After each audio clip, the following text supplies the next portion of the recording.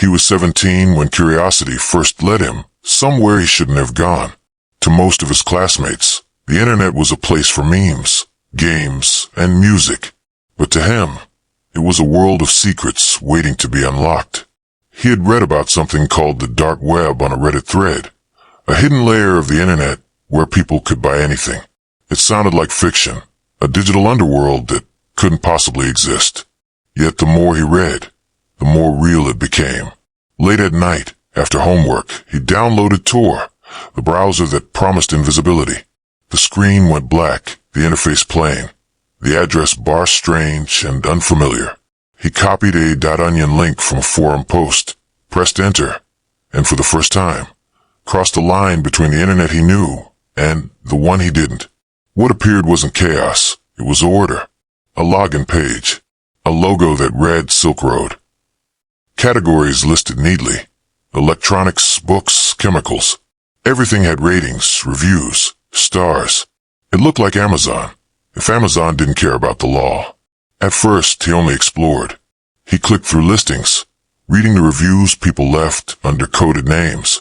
The idea that strangers could mail forbidden things through the same postal service that delivered birthday cards fascinated him.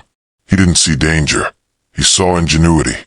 And in that curiosity, a seed was planted. The boy wasn't from a broken home or a dark past. He was simply curious. Kind of curious that drives young minds to test boundaries. And when he saw the small orange add to cart button glowing beside a listing, that curiosity turned into temptation. He told himself it was harmless, just an experiment. Something small, something easy. The listing said discreet packaging, 100% positive feedback. Payment was in Bitcoin, anonymous and untraceable, or so the forum said. It felt safe, even clever. That night, he created his first Bitcoin wallet, copying long strings of letters and numbers into a notepad, learning how to buy cryptocurrency through tiny exchanges that didn't ask for identification. It took days, but he was patient. Each step felt like progress, like entering a secret world few people understood. And when the payment finally went through, the order was confirmed. Estimated delivery, 7 to 10 days. He closed his laptop, heart racing, realizing what he had just done. Somewhere, a stranger on the other side of the world had accepted his order, packed it, and was about to drop it into the same global system he used every day.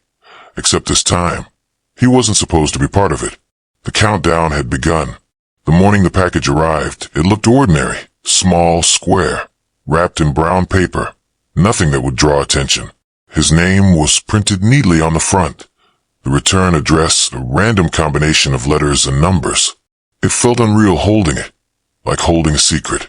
He had it delivered to a friend's apartment to avoid suspicion, a trick he had read about on one of the dark web forums. The boy's hands trembled slightly as he tore the wrapping open. Inside, another layer of plastic, sealed tight, odorless, professional. Everything was clean, precise, as if the person who packed it had done it 1,000 times before. It didn't feel dangerous. It felt organized. But beneath that illusion of control, a chain of unseen eyes had already noticed him. The package had crossed borders, scanners, databases. Somewhere, a pattern had been flagged. His order wasn't unique. It was one of many watched closely since Silk Road had come under federal scrutiny.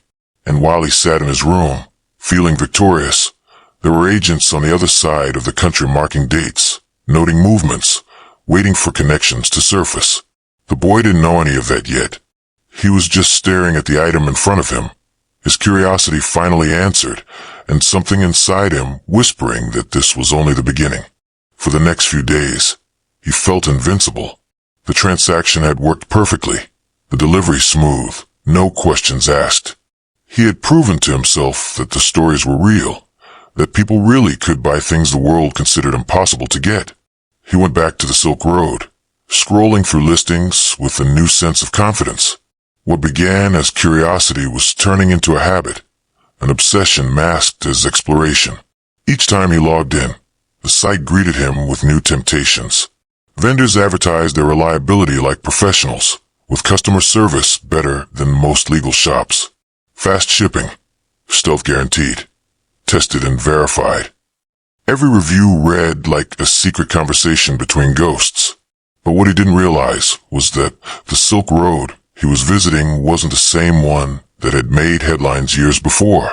It was a mirror copy, one of the dozens of clones that had sprung up after the original had been seized. Many were run by scammers, others by undercover agencies collecting evidence. Every message he sent, every order he placed, was recorded somewhere.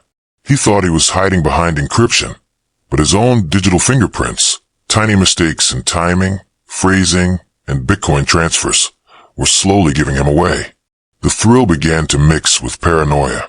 He noticed strange lags when logging in, a message that vanished too quickly, an unreadable code appearing for a second and disappearing. It could have been nothing, but in this world, nothing ever meant nothing. The knock came late one night, not at the door he expected, but at the inbox for a message from support on the marketplace. It asked if he'd received his package, and when he clicked the link, a webcam image flickered. His bedroom, his bed, his face partially lit by laptop glow. Panic rippled through him. He closed the browser. He changed his Bitcoin wallet address. He unplugged the Wi-Fi and sat in silence. But the network had already recorded the click, the IP, the timestamp. Somewhere, that message had tied his anonymous order to a real location, a real person. He didn't know if the sender was a vendor, hacker, or an agent, but the line between buyer and target had blurred. He realized that what he had believed to be freedom was actually exposure. Days turned into weeks, and the boy tried to move on. He deleted the Tor browser, erased his Bitcoin wallet, and convinced himself it was all over. But paranoia lingered. Every knock at the door made his pulse quicken. Every unexpected email felt like a trap. Then one afternoon, while scrolling through social media, he saw a headline that froze him. Silk Road clone shut down. Dozens of buyers identified. The article mentioned the city he lived in, the postal route that matched his, and a username eerily similar to his own.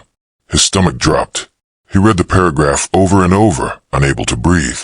Agents had been tracking shipments for months, tracing Bitcoin through tumblers and wallets he thought were untraceable.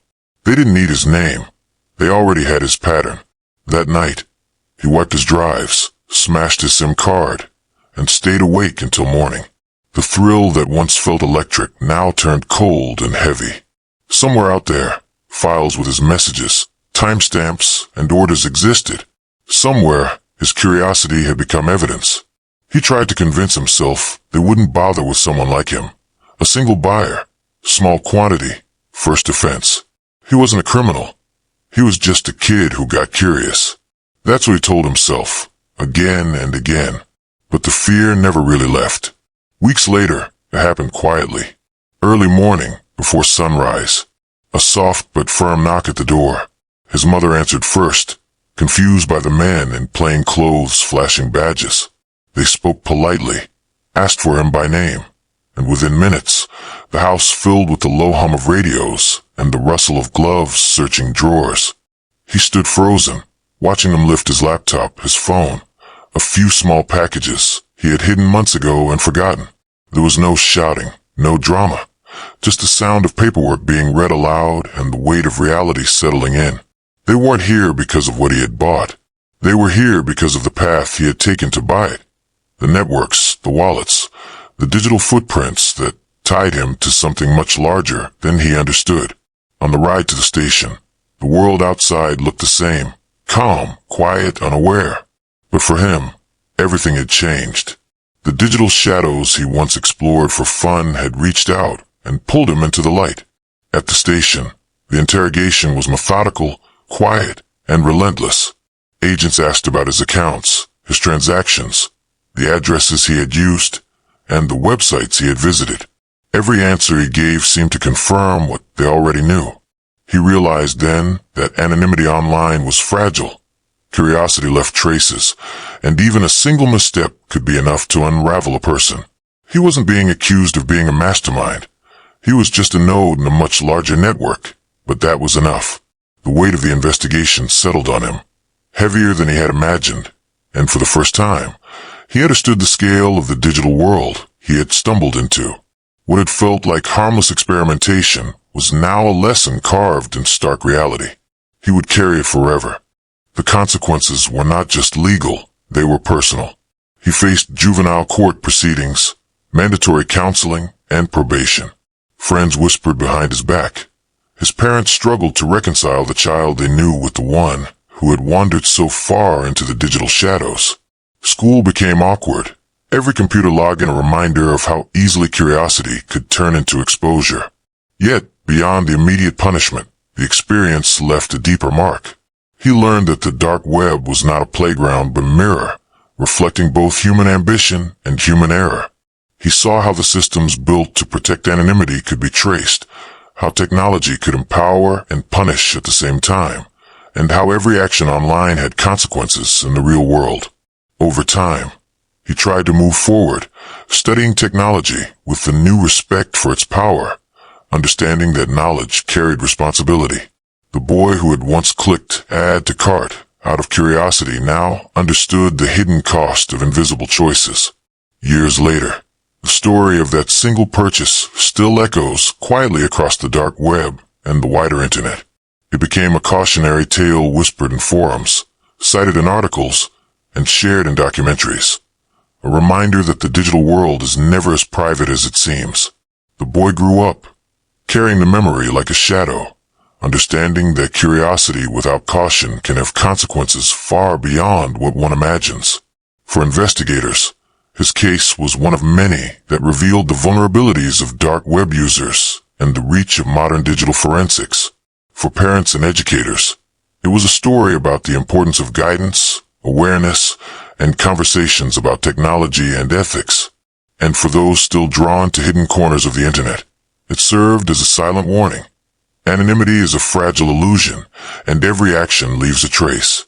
The boy's journey, from a curious teenager exploring forbidden websites to someone forced to confront the reality of his choices, is not just a story about Silk Road or a single transaction. It is a story about human nature, temptation, and the invisible consequences of digital curiosity.